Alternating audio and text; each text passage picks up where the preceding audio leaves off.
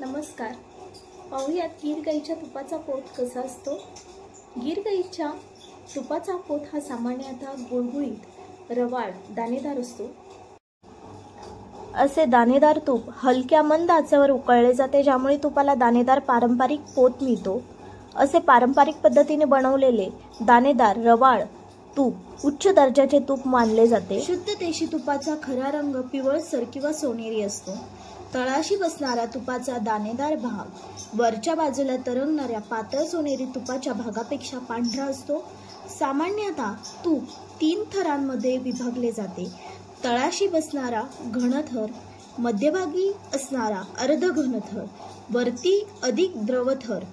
कारण तूप 99% संतृप्त चरबी आणि फॅटी आम्ल असते. पारंपरिक पद्धतीने बनवलेल्या तुपामध्ये अधिकपणे हे थर आढळतात. कारण पारंपरिक पद्धतीने आपण जेव्हा तूप बनवतो तेव्हा तूप बनवताना थंड होण्याची प्रक्रिया मंद असते.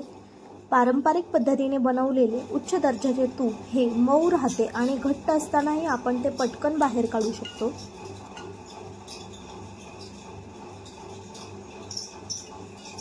वितळल्यावर गीर गाईचे तूप स्पष्ट सोनेरी पिवळे दिसते. त्याचा गुळगुळीत पोत असतो आणि घट्ट झाल्यावर ते घट्ट होऊन मलाईदार, अपारदर्शक असं त्याचा पोत बनतो. तसेच किंचित दाणेदार त्याची नैसर्गिक शुद्ध स्थिती दर्शवते. तूप दाणेदार रवाळ असावे, कारण ते मंद शिजवलेले उच्च दर्जाचे तूप असते. धन्यवाद.